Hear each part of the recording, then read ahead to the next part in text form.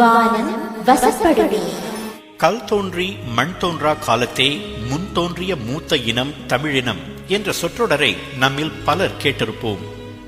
கல் தோன்றுவதற்கு முன்பே மனிதன் தோன்றிவிட்டான் என்பது கேட்பதற்கு சற்று அபத்தமாக இருந்தாலும் தமிழினம் மிகவும் தொன்மை வாய்ந்தது என்பதை எடுத்து கூற அப்படிப்பட்ட ஒரு மிகையான சொற்றொடர் உருவாக்கப்பட்டது என்று நம்புகிறேன்.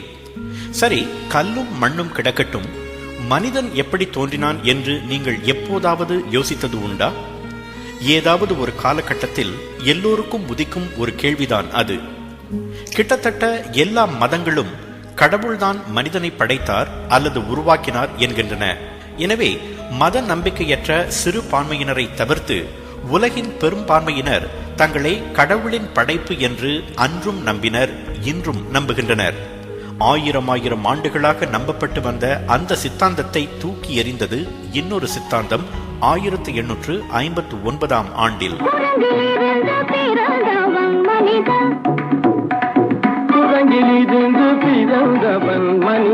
6 நாட்களில் கடவுள் மனிதனை படைத்தார் என்ற பைபிளின் கூற்றை நம்பியிருந்த இங்கிலாந்து தேசத்தில் மனிதன் குரங்கிலிருந்துதான் பரிணாம வளர்ச்சி பெற்றிருக்க வேண்டும் என்ற புரட்சிகரமான, அதே நேரத்தில் சர்ச்சைக்குரிய கருத்தை வெளியிட்ட ஒருவரைத்தான் நாம் இன்று சந்திக்கவிருக்கிறோம். அவர்தான் பரிணாம வளர்ச்சி சித்தாந்தத்தின் தந்தை என்று போற்றப்படும் சார்ல்ஸ் டார்வின். 1809 ஆண்டு பிப்ரவரி 12 இங்கிலாந்தில் ஷ்ரூஸ்பரி என்ற இடத்தில் பிறந்தார் டார்வின். சிறு வயதிலேயே அன்னையை இழந்தார். அவரது தாத்தாவும் தந்தையும் மருத்துவர்களாக இருந்தவர்கள். அதனால் டார்வினையும் மருத்துவம் படிக்க எடின்பரா பல்கலைக்கழகத்துக்கு அனுப்பி வைத்தார் தந்தை. சிறு வயதிலிருந்தே டார்வினுக்கு புழு பூச்சிகள், விலங்குகள் ஆகியவற்றின் மேல் மிகுந்த ஆர்வம் இருந்தது. எடின்பர்க் சென்ற பிறகும் அவர் கற்கள், செடிகள், பூச்சிகள், புழுக்கள் போன்றவற்றை சேமிக்க தொடங்கினார். இயற்கையின் மீது அப்படி ஒரு ஈடுபாடு அவருக்கு. மருத்துவம் படித்துக் கொண்டிருந்த போது ஒரு முறை ஒரு குழந்தைக்கு அறுவை சிகிச்சை நடப்பதை பார்க்க வேண்டிய கட்டாயம் டார்வினுக்கு ஏற்பட்டது. அப்போதெல்லாம் மயக்க மருந்தின்றி அறுவை சிகிச்சைகள் செய்யப்பட்டதால் அந்த குழந்தை பட்ட பாட்டை கண்டும் கேட்டும் மருத்துவத்தின் மேல் இருந்த ஆர்வத்தை இழந்தார் அவர். தந்தைக்கு ஏமாற்றமாக இருந்தாலும் அடுத்து அவரை தியாலஜி, அதாவது இறையியல் பயிலுமாறு ஆலோசனை கூறினார். அதனை ஏற்று கேம்பிரிட்ஜ் பல்கலைக்கழகத்தில் சேர்ந்தார் டார்வின். தமது 22வது வயதில் இறையியலில் பட்டம் பெற்றார். அப்போது அதே பல்கலைக்கழகத்தில் தாவரவியல் துறையில் பேராசிரியராக இருந்த ஜான் ஹான்ஸ்லோ என்பவருடன் நெருங்கிய நட்பு கொண்டார் டார்வின். அவர் மூலமாக கேப்டன் ராபர்ட் ஃபிட்ஸ்ராய் என்பவரின் நட்பு கிட்டியது. தென் அமெரிக்க கடலோர பகுதிகளில் ஆய்வு செய்ய HMS பீகல் என்ற கப்பல் புறப்படவிருந்தது. கேப்டன் ஃபிட்ஸ்ராயின் தலைமையில் செல்லவிருந்த அந்த பயணத்தில் கலந்து கொள்ளுமாறு டார்வினுக்கு அழைப்பு வந்தது. அதனை ஏற்றுக்கொண்டு 1831 ஆண்டு டிசம்பர் 27 கேப்டன் ஃபிட்ஸ்ராயும் டார்வினும் பயணத்தை தொடங்கினர். 5 ஆண்டுகள் நீடித்த அந்த வரலாற்று சிறப்பு வாய்ந்த பயணம்தான் பரிணாம வளர்ச்சி சித்தாந்தம் உருவாவதற்கு காரணமாக அமைந்தது. அந்த பயணத்தை தொடங்கிய போது டார்வினுக்கு வயது 22 தான். 5 ஆண்டுகளில் அந்த கப்பல் Brazil, Rio de Janeiro, Montevideo, Falkland தீவுகள், கெலபகஸ் தீவுகள், New Zealand, Tasmania, Cape of Good Hope என உலகையே ஒரு வலம் வந்தது. பல இடரும் இன்னல்களும் நிறைந்ததாக அந்த பயணம் அமைந்தது. ஆனால் இயற்கையின் மேல் இருந்த அளவிட முடியாத ஈடுபாட்டால் டார்வினுக்கு அது பெரும் துன்பமாகப்படவில்லை. சென்ற இடத்தையெல்லாம் கூர்ந்து ஆராய்ந்த டார்வின் அதுவரை அறியப்படாத பல வினோதமான விலங்குகளின் எலும்புகளை சேகரித்தார். ஊர்வன, நடப்பன, பரப்பன என எல்லா உயிரினங்களையும் ஆராய்ந்தார். அவை இடத்துக்கு இடம் மாறுபட்டிருப்பதையும் சில ஒற்றுமைகளை கொண்டிருப்பதையும் கண்டு வியந்தார் டார்வின். உயிரினங்கள் அனைத்துமே பொதுவான மூதாதையர்களின் வழித்தோன்றல்களாக இருக்குமா என்பதும், அவை தொடர்ச்சியாக சிறு சிறு மாற்றங்களை பெற்று தற்போதைய வளர்ச்சியை பெற்றிருக்கின்றனவா என்பதும் தான் டார்வினின் கேள்வியாக இருந்தது. தான் சேகரித்த சில எலும்புகளுக்கு சொந்தமான விலங்குகள் முற்றாக அழிந்து போயிருக்கும் என்று முதலில் யூகித்தார்.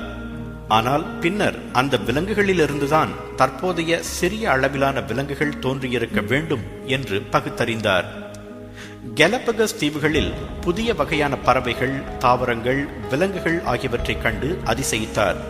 இப்படி பல்வேறு ஆராய்ச்சிகளுக்கு பிறகு 1836 ஆண்டு இங்கிலாந்து திரும்பினார் டார்வின். 5 ஆண்டுகளில் தான் சேகரித்த விவரங்களையும் ஆய்வுகளையும் வைத்து அவர் த வாயேஜ் ஆஃப் த பீகல் என்ற புத்தகத்தை வெளியிட்டார். 30வது வயதில் எம்மா வெட்ஜ்வுட் என்ற உறவுக்கார பெண்ணை மணந்து கொண்டு 7 பிள்ளைகளுக்கு தந்தையானார் டார்வின். திருமணத்துக்கு பின்னும் தனது ஆய்வுகளை தொடர்ந்தார். புதிய உயிரினங்கள் உருவாகும் முறை, பின்னர் அவை தங்கள் மூலத்திலிருந்து முழுமையாக மாறிவிடுவதன் காரணங்கள் ஆகியவற்றை தொடர்ந்து ஆராய்ச்சி செய்து 1859 ஆண்டு உலகை வியப்பில் ஆழ்த்திய தனது புத்தகத்தை வெளியிட்டார் Darwin. The origin of species by natural selection, அதாவது இயற்கையில் உயிரினங்களின் தோற்றம் என்ற அந்த புத்தகம் கூறிய சித்தாந்தம்தான் பரிணாம வளர்ச்சி சித்தாந்தம்.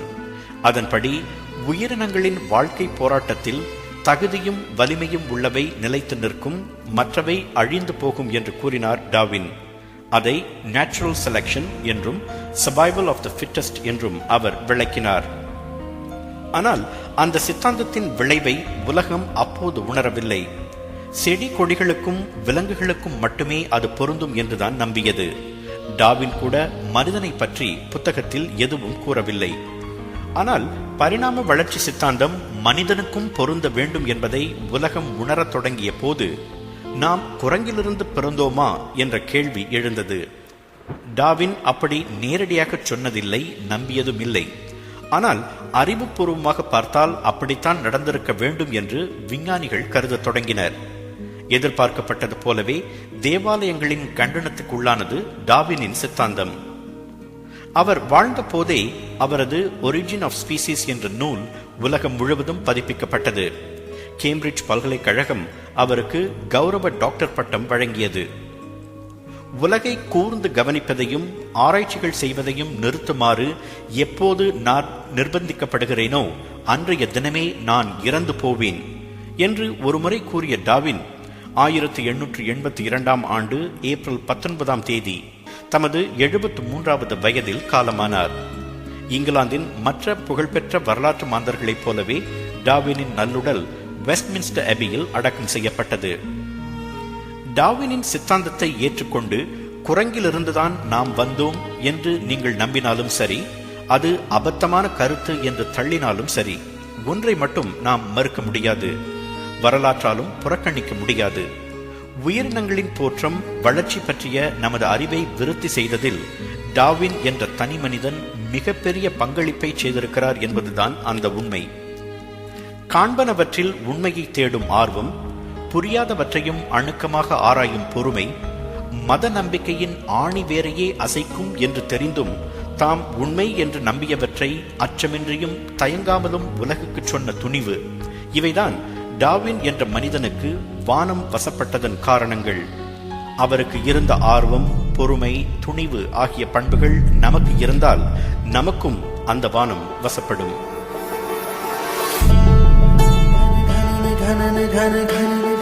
வானம் வசப்படுமே.